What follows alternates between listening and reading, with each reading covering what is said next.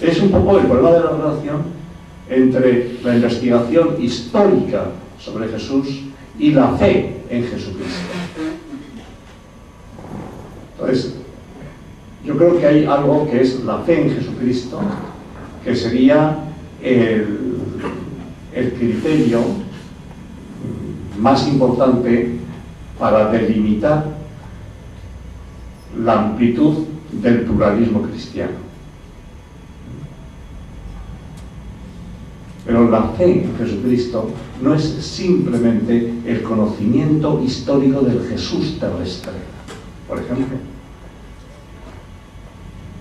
La fe en Jesucristo introduce un elemento clave para la fe, que es la resurrección. De eso no nos habla el historiador. ¿Por qué? Porque la resurrección es algo metahistórico.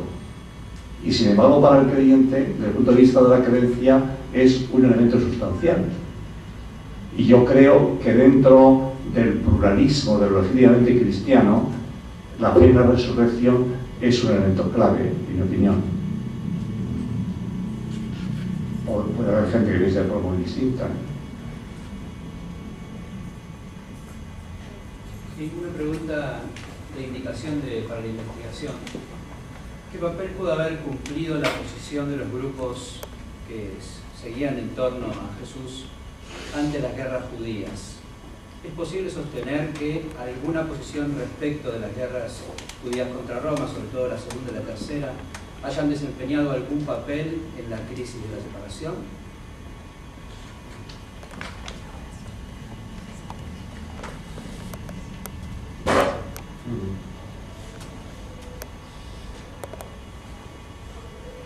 Bueno, hay un problema histórico que es oscuro. En la guerra del año 70 de los judíos y de los romanos, según Eusebio de Cesarea, la comunidad cristiana, bueno, pues no participó en la revuelta y huyó a Pella, porque no estaban de acuerdo con la revuelta armada, ¿no? Y después regresaron a Jerusalén. Bueno, se discute el valor de esta información histórica. Bueno, pudo haber quizá grupos cristianos, porque eran muy plurales, grupos muy judaizantes, que participasen en la revuelta contra Roma, quizá.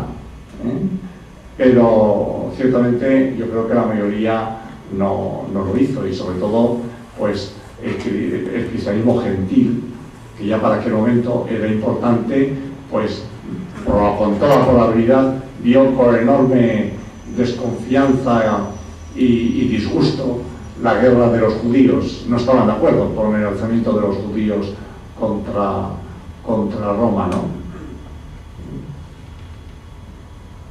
Si pudo, lo que sí después vemos es que los cristianos, y se veía en el Evangelio de Mateo mismo, interpretan la derrota judía por parte de los romanos como un castigo de Dios al pueblo de Israel por no haber aceptado el Mesías. Por ejemplo, en la parábola de los invitados al banquete de Mateo en el capítulo 22, ¿no? Pues, como no han aceptado a los invitados al banquete, el rey se encoleriza, envía a sus ejércitos que queman la ciudad y destruyen a la ciudad. Bueno, es una alusión a la destrucción de Jerusalén. Y por otra parte, estoy reflexionando según lo que está claro, es que la destrucción de Jerusalén exigió una redefinición del judaísmo. Tuvieron que volver a definir su identidad, bueno, y en ese momento están las dos líneas.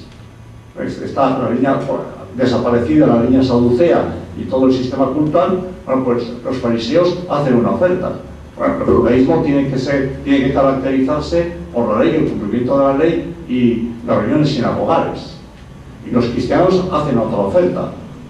El judaísmo tiene que caracterizarse por afirmar que en Jesús ha llegado ya el Mesías, ¿no? Y ahí hay y en general, bueno, todos sabemos que al final dentro del judaísmo acaba prevaleciendo la línea farisea.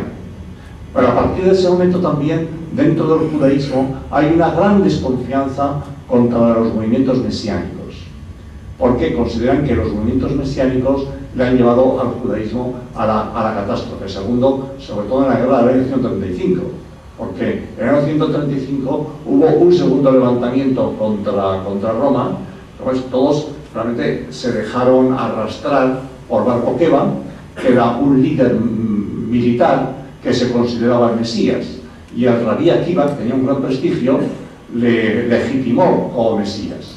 Entonces el pueblo fue detrás de él, y aquello acabó en una enorme catástrofe para el pueblo judío. A partir de ese momento, el movimiento rabínico ve con una enorme desconfianza a todos los movimientos de tipo mesiánico, ¿no?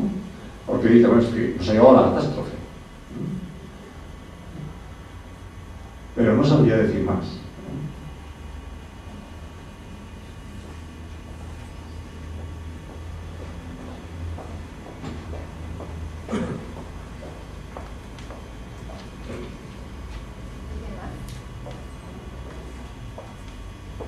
Si el germen de la Iglesia es la diversidad, ¿por qué se le teme tanto? ¿Por qué la institución tiene la conflictividad propia de los hechos, teme a la conflictividad propia de los hechos históricos? Sí, yo creo que se le teme demasiado al conflicto. O sea, bueno, hombre, el conflicto siempre es incómodo. Y puede haber conflictos que son malsanos, y no hay que exasperar los conflictos, y a veces hay pues psicologías e ideologías que tienden a exasperar los conflictos. Yo creo que eso es repudiable, pero también hay actitudes que tienen un temor excesivo a los conflictos, y también habría que temer mucho a un grupo social en el cual no hay ningún conflicto, porque puede ser un síntoma peligrosísimo de falta de vida y de falta de participación. En la Iglesia puede haber quizás demasiados conflictos a veces, pero quizá a veces hay demasiados pocos. ¿Y por qué? Pues no hay conflictos porque no hay vida, porque no hay participación.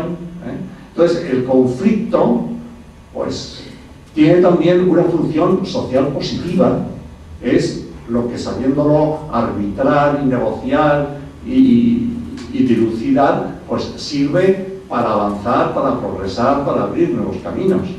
Y de hecho, cuando se toman opciones novedosas, surgen conflictos nuevos. Después del Vaticano II, claro que surgieron conflictos. Se abren ventanas, se toman decisiones, se sacuden inercias institucionales pesadísimas que se habían arrastrado durante siglos. Pues claro que hay conflictos, pero no hay que temer a ese tipo de conflictos, ¿no? Ahora, también vuelvo a decir, con esto no quiero justificar, bueno, pues a psicologías y a ideologías que exacerban los conflictos. Tampoco hay que ser sensatos en estas cosas, ¿no? Pero bueno, la conflictividad tampoco es para asustarse, Entonces, cuando leemos el Nuevo Testamento, vemos que la comunidad cristiana primitiva estuvo absolutamente llena de conflictos. La Iglesia primitiva fue muchísimo más conflictiva que la Iglesia actual, y muchísimo más plural que la Iglesia actual.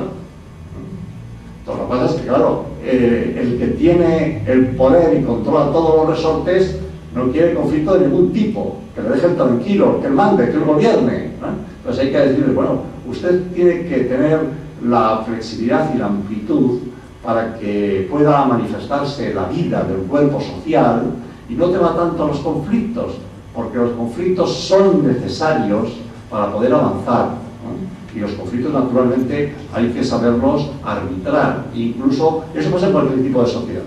Yo diría que en la Iglesia los conflictos hay que saberlos encarar con criterios específicamente evangélicos, uno de los cuales es buscar siempre el bien de los más pobres y de los más débiles.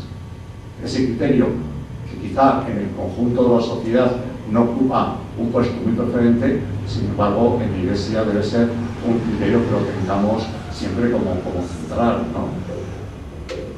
Pero yo lo que diría es que el poder teme mucho, excesivamente al conflicto, porque, bueno, por su propia dinámica, ¿no? De que, bueno, lo que él quiere es, bueno, perpetuarse en el poder,